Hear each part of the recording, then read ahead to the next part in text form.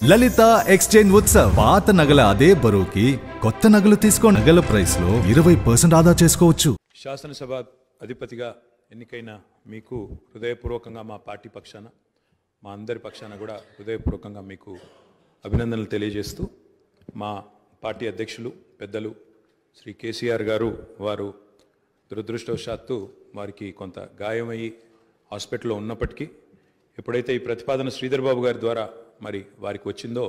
వెంటనే ఒక క్షణం కూడా సంకోచించకుండా రెండో ఆలోచన లేకుండా తప్పకుండా సహకరించవలసిందే అని చెప్పి ఏకగ్రీవంగా ఎన్నిక కావడానికి వారు మాకు ఆదేశాలు ఇవ్వడం జరిగింది. దానికి అనుగుణంగానే నిన్న మీ నామినేషన్లో కూడా మేమందరం కూడా పాల్గొనడం జరిగింది. అధ్యక్ష, మీతో వ్యక్తిగతమైన అనుబంధం కూడా నాకు చాలా ఉంది. మీరు 2009 శాసనసభకు ఎన్నికైన నాడు నేను కూడా మీతో పాటు సహచర శాసనసభ్యుడిగా ఉన్నాను. ఆనాడు తెలంగాణ ఉద్యమంలో కూడా మీరు మీ వంతు పాత్ర పోషించినారు. 2012 నుంచి 14 దాకా మీరు మంత్రిగా, ముఖ్యంగా మా శాఖకు మంత్రిగా, హ్యాండ్లూమ్స్ అండ్ టెక్స్టైల్స్ డిపార్ట్మెంట్కి మంత్రిగా మీరు పనిచేసిన క్రమంలో ఆనాడు ఒక సందర్భంలో నేను మీ దగ్గరకు వచ్చి మీరు రండి సిరిసిల్లకి మీరు రావాలి, ఎందుకంటే రాష్ట్రం మొత్తంలోనే టెక్స్టైల్ అంటే సిరిసిల్ల కాబట్టి మీరు తప్పకుండా రావాలి అంటే మీరు కొంత సంకోచం వ్యక్తం చేసినారు మొదలు. మరి ఇప్పుడు ఉద్యమం ఉధృతంగా ఉంది, నేను మంత్రిగా ఉన్నాను, ఈ సమయంలో వస్తే ఏమైనా ఇబ్బంది ఉంటుందా అంటే లేదు మనం కలిసే పోదామని చెప్పి ఆ రోజు మీరు రావడమే కాకుండా ఆనాడు మరి బ్రహ్మాండంగా మీరు వచ్చి అక్కడ కార్మికుల సమస్యలు విని తర్వాత చాలా సమస్యల పరిష్కారానికి మీ స్థాయిలో మీరు కృషి చేసినందుకు కూడా మీకు మనస్ఫూర్తిగా ఈరోజు మళ్ళొకసారి అభినందనలు ధన్యవాదాలు కూడా తెలియజేస్తూ మరి ఒక ఉన్నతమైన సాంప్రదాయానికి ఈరోజు మరి తెరదీస్తూ ఇతర పెద్దలు గౌరవనీయులు తెలంగాణ రాష్ట్రం ఏర్పడ్డ తర్వాత పెద్దలు శ్రీకొండ మధుసూనాచారి గారు, తర్వాత శ్రీ పోచారం శ్రీనివాసరెడ్డి గారు, తదనంతరం మీరు మరి వారు ఇద్దరు కూడా నెలకొల్పిన సాంప్రదాయాలు, కాపాడిన విలువలు వాటన్నిటిని మీరు కూడా పరిరక్షిస్తారని మనస్ఫూర్తిగా ఆకాంక్షిస్తూ మీ ఉన్నతికి మనస్ఫూర్తిగా అభినందనలు తెలియజేస్తూ మరి ఇప్పుడే పెద్దలు ముఖ్యమంత్రి గారు, ఉప ముఖ్యమంత్రి గారు, మంత్రివర్యులు కూడా చెప్పినట్టు మరి ఈ సభ అందరి సభ, ఈ సభలో ఉండే ప్రతి సభ్యుడి యొక్క గౌరవాన్ని, ప్రతి సభ్యుడి యొక్క హక్కులను, ముఖ్యంగా ప్రజల తరపున మాట్లాడే ప్రతి నాయకుడి యొక్క, ప్రతి గౌరవ సభ్యుడి యొక్క మరి గొంతును వినిపించే విధంగా ఆ బాధ్యత మీరు తప్పకుండా సమర్థవంతంగా నిర్వహిస్తారని మనస్ఫూర్తిగా ఆశిస్తూ మరి ఒక సామాన్య ఎంపీటీసీ పదవి నుంచి ఈరోజు శాసనసభ స్పీకర్గా ఎదిగిన మీ జీవితం ఏదైతే ఉందో, రాజకీయ ప్రస్థానం ఏదైతే ఉందో, ఇది చాలామందికి తప్పకుండా స్ఫూర్తిదాయకంగా ఉంటుందని చెప్పి మనసారా ఆకాంక్షిస్తూ మీ బాధ్యతలో మీరు 100% విజయవంతం సాధించాలని మా పార్టీ తరఫున కూడా కోరుకుంటూ మళ్ళొకసారి మీకు అభినందనలు అధ్యక్ష. Thank you. శ్రీ దుద్దుల్లా శ్రీధర్ బాబు గారు. అధ్యక్ష, మొదటిగా 3వ తెలంగాణ శాసనసభకి మీరు స్పీకర్గా ఎన్నిక కావటం మా అందరికీ కూడా హర్షణీయం. మీకు అభినందనలు తెలియజేస్తూ మీకున్న అపార రాజకీయ అనుభవం, మీ రాజకీయ ప్రస్థానం మొదటగా NSUI, youth Congress, senior Congress లీడర్గా ఈరోజు పార్టీ పరంగానే కాకుండా మరి మీరు శాసనసభ్యులుగా 3వసారి ఎన్నిక కావటం, ప్రజా సమస్యలను పరిష్కార మార్గంలో పెట్టడానికి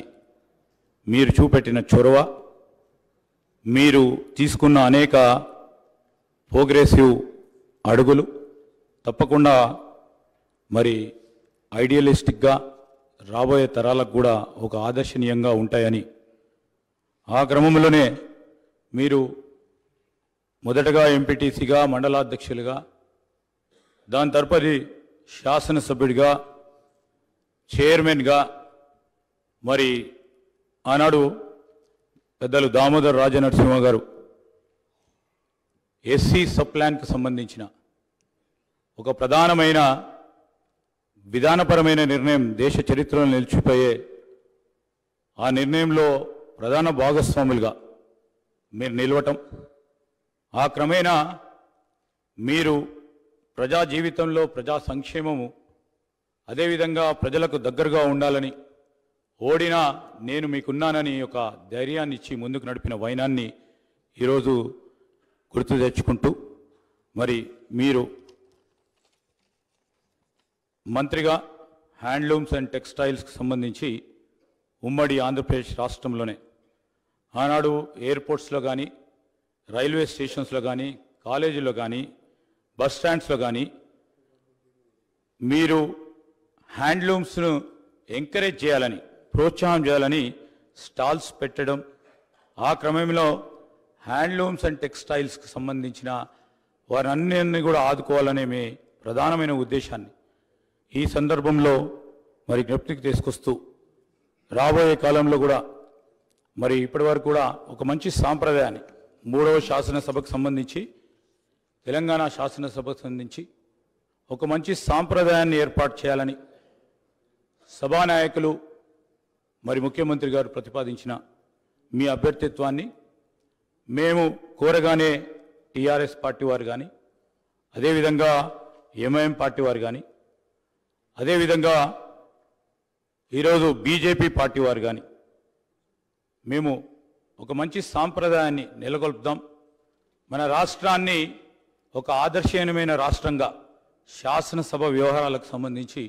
ముందుకు తీసుకెళ్లాలని వారి ఆలోచనకు మేము కృతజ్ఞతలు తెలియజేస్తూ, అదేవిధంగా గౌరవ శాసనసభ్యుల హక్కులకు సంబంధించి మీరు కూడా శాసనసభ్యుడిగా వారికి సంబంధించి మరి రాజ్యాంగంలో వారికి కలిగించిన హక్కులను కాపాడే ప్రతి క్రమంలో ఈరోజు మీరు వారికి అండగా నిలబడతారని, ఈ హౌస్ను కూడా సజావుగా నడపడానికి మేము ప్రతిపక్షాలకు సంబంధించిన శాసనసభ్యులందరినీ కూడా కోరుతా ఉన్నాం. మరి గౌరవ స్పీకర్ గారు ఏ నిర్ణయం తీసుకున్నా సభా సాంప్రదాయాలను బట్టి రూల్స్ అండ్ ప్రొసీజర్ ప్రకారం వారు తీసుకునే నిర్ణయానికి పూర్తి స్థాయిలో వారికి మరి తప్పకుండా సపోర్ట్ చేస్తారనే ఆశాభావంతో ముందుకు చెప్తూ మరొకసారి మీరు శాసన సభాపతిగా ఆ స్థానంలో కూర్చుంటే నేను మాకు ప్రత్యేకంగా మా కుటుంబానికి సంబంధించి మా నాన్నగారు శ్రీపాదరావు గారు శాసన సభాపతిగా మరి అదే చైర్లో ఇదే శాసనసభలో మరి అనేక సంవత్సరాలు శాసన సభాపతిగా వారు ఈ శాసనసభను నడిపించిన వైనాన్ని ఒకసారి జ్ఞప్తికి తెచ్చుకుంటూ మీరు ఈ 5 సంవత్సరాల కాలం పాటు ఈ శాసనసభని దిగ్విజయంగా ఈ తెలంగాణ రాష్ట్రంలో ఉన్న ప్రజా సమస్యలను ఈ శాసనసభ వేదిక ద్వారా తీరికంగా చర్చించే